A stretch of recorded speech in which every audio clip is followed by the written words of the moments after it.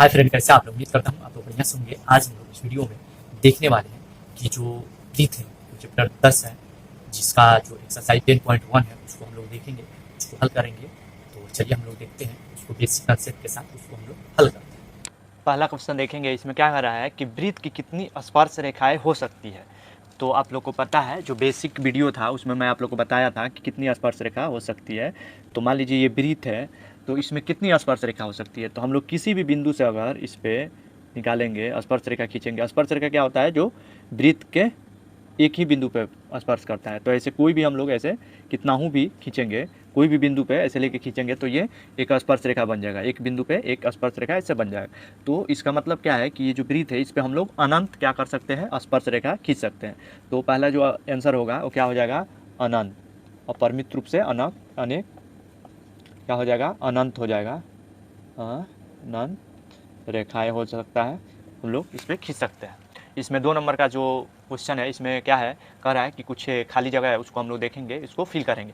तो पहला जो है आप लोग को दिख रहा है, इसमें क्या दिया है, कह रहा है कि किसी वृत्त की स्पर्श रेखा उसे डैश बिंदुओं पर प्रतिच्छेद करती है। यानी इसमें कह रहा है कि कितने बिंदु पर प्रतिच्छेद करती है। इसमें क्या है कि मान लीजिए एक वृत्त है, तो इसमें क्या कह रहा है, ये जो वृत्त है, कह रहा है कि इस वृत्त को स्पर्श रेखा कितने बिंदु पे प्रतिच्छेद करता है। स्पर्श रेखा सिंपल सा है कि एक ही बिंदु पे प्रतिच्छेद करता है। किसी भी वृत्त को अगर स्पर्श रेखा उसको छेद करेगा तो एक ही बिंदु पे, यानी स्पर्श रेखा क्या होता है?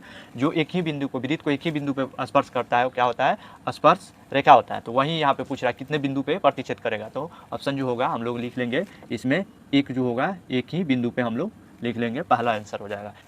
दूसरा क्वेश्चन देखेंगे। इसमें क्या कह रहा है कि किसी वृत्त को 2 बिंदुओं पर छेद करने वाले रेखा को क्या कहते हैं। यानी कह रहा है कि इसमें एक वृत्त है और इसको 2 बिंदु पर प्रतिच्छेद करता है। ऐसे काटा जाए तो यहाँ पे आप लोग देख सकते हैं 2 है, अगर ऐसे काटते हैं तो यहाँ पे 2 है। तो ये रेखा क्या होता है? छेदक रेखा होता है। आप लोग को पता है छेदक रेखा या प्रतिच्छेदी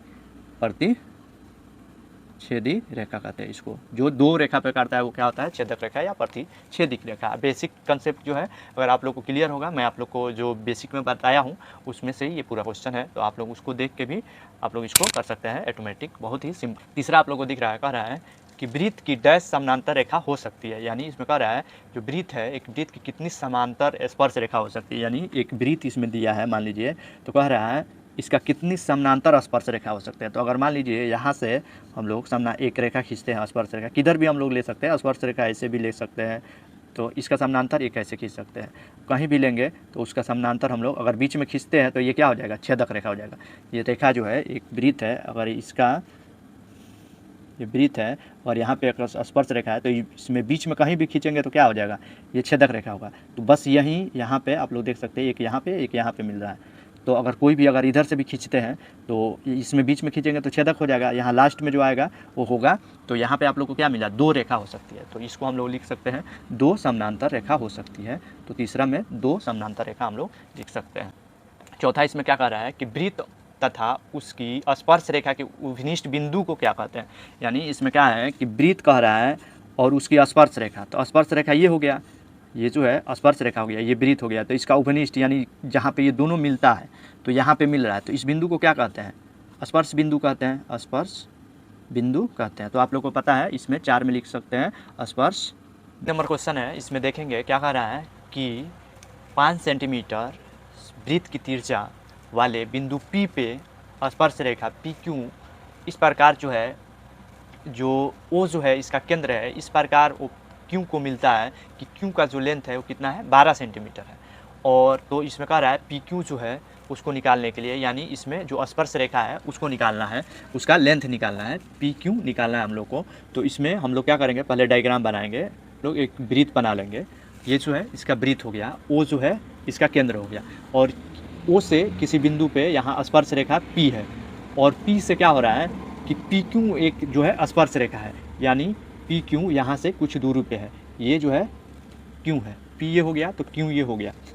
अब देखिए ये जो है Q हो गया, और Q बिंदु जो है अगर OQ को मिलाते हैं तो ये कितना हो जाता है? 15 हो जाता है। कह रहा है ये 12 हो जाता है, 12 सेंटीमीटर ये हो जाता है। ये Q बिंदु हो गया ये सी, और इसको हम लोग मिला लेंगे। इस पर कितना हो जाएगा? 90 डिग्री का एंगल हो जाएगा। आप लोगों को पता है, अगर हम लोग केंद्र से कोई भी जो स्पर्श रेखा है उस पर ये खींचते हैं त्रिज्या तो क्या होता है, समकोण होता है। और ये जो है त्रिज्या 5 है, तो हम लोग को यहाँ पे देखने को मिला ये जो है ये आधार हो जाएगा, और ये जो होगा 90 डिग्री है तो ये लंब हो गया, और ये जो हो जाएगा ये कर्ण हो जाएगा। तो ये कर्ण हो जाएगा तो हम लोग यहाँ से निकालना क्या, हम लोग को पी क्यू निकालना है, यानी ये जो है लंब निकालना है। तो लंब निकालना है तो हम लोग इसको पाइथागोरस प्रमेय से निकाल सकते हैं। तो हम लोग को क्या क्या दिया है, क्या दिया है यहाँ पे O और P कितना दिया है, 5 सेंटीमीटर दिया है, और Q O क्यों लिख लेंगे, O क्यों कितना है, 12 दिया है। तो हम लोग ये जो है समकोण है तो इस पे पाइथागोरस पे हम लोग निकालेंगे, पाइथागोरस प्रमेय से क्या हो जाएगा, पाइथागोरस का प्रमेय क्या होता है, कर्ण स्क्वायर बराबर होता है लंब स्क्वायर प्लस आधार का स्क्वायर होता है ना।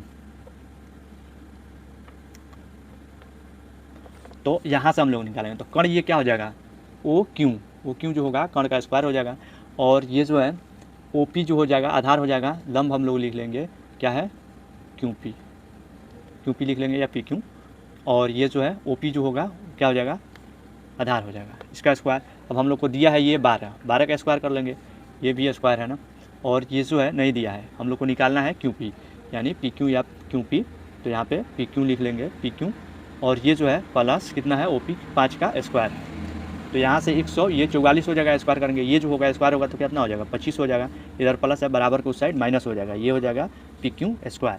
अब ये घटाएंगे तो कितना हो जाएगा, अगर घटाते हैं तो 119 हो जाएगा, और ये स्क्वायर है इधर जाकर रूट हो जाएगा, तो ये जो है पी क्यू ये हो जाएगा हमारा, ये स्क्वायर इधर जाकर रूट हो गया, तो ऑप्शन डी जो है हमारा सही आंसर हो गया 100। अगला क्वेश्चन देखेंगे जो 4 नंबर क्वेश्चन है। इसमें क्या कर रहा है कि एक वृत्त खींचिए तथा एक दी गई रेखा के समानांतर ऐसी 2 रेखा खींचिए जिसमें एक जो है छेदक हो और दूसरा जो है वो क्या है, स्पर्श रेखा हो। तो हम लोग देखेंगे इसको आराम से सिंपल से बनाएंगे। तो सबसे पहले हम लोग एक वृत्त बनाएंगे, ये हो गया वृत्त। अब देखिए वृत्त से द्वारा दी गई रेखा, तो एक रेखा हम लोग ले लेंगे वृत्त से बाहर, मान लीजिए ये भी हो गया।